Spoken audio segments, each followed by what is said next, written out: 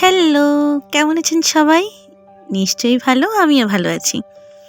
সম্প্রতি পরিবারের সবাই মিলে আমরা গিয়েছিলাম পাবনার হেমায়েতপুরে অবস্থিত শ্রী শ্রী ঠাকুর অনুকূলচন্দ্রের সৎসঙ্গ আশ্রমে। এটি পাবনা মেডিকেল কলেজ এবং মানসিক হাসপাতালের পাশে হওয়ায় ভ্রমণ পিপাসু এবং দর্শনার্থীদের দৃষ্টি আকর্ষণ করে।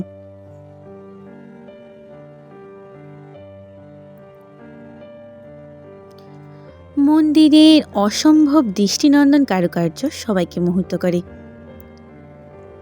মন্দিরটি খুবই নিরিবিলি ছিল।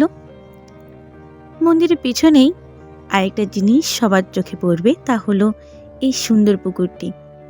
চারদিকে বাঁধানো ঘাট রয়েছে, কি সুন্দর করে সবাই স্নান করছে, দেখেই ভালো লাগলো। যাই হোক, পুরো মন্দিরটি আমরা ঘুরে ঘুরে দেখলাম। এখানে যে লেখাগুলো ছিল, ঠাকুর অনুকূলচন্দ্রের যে বাণীগুলো, অসম্ভব সুন্দর। মন্দিরটি সত্যি খুবই সুন্দর। হঠাৎ করেই একটা ঘন্টার আওয়াজ আমরা শুনলাম। আসলে এটা হচ্ছে প্রসাদ নেওয়ার ঘন্টার আওয়াজ। যাই হোক, যেহেতু সুযোগটা পেলাম, আমরা সবাই মিলে ওইখানে প্রসাদ নিলাম দুপুরবেলা। ভালোই লাগলো। সবাই ঘুরে ঘুরে দেখতে দেখতে হঠাৎ করে যেটা আমাদের চোখে পড়ল, সেটা হচ্ছে এই বড় বড় হাঁড়ি কড়াইগুলো। কি বিশাল!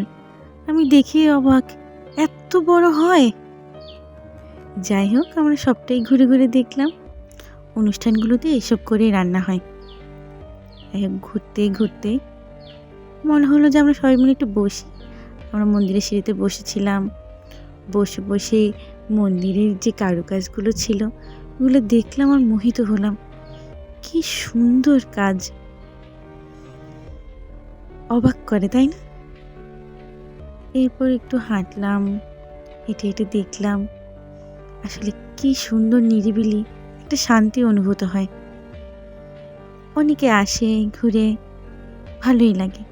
সবচেয়ে আমার যেটা ভালো লাগলো তার হচ্ছে ঠাকুরের বাণীগুলো। কি সুন্দর করে উনি ওনার মনের কথাগুলো লিখলো, যা আসলে সবার মনের কথা বলে।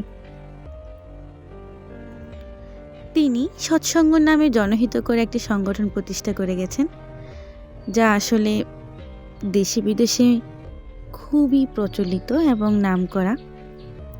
যাই হোক, ওনার ঠাকুরের জন্মমৃত্যু বার্ষিকীকে কেন্দ্র করে, দোল পূর্ণিমাকে কেন্দ্র করে প্রচুর মানুষের জনসমাগম ঘটে।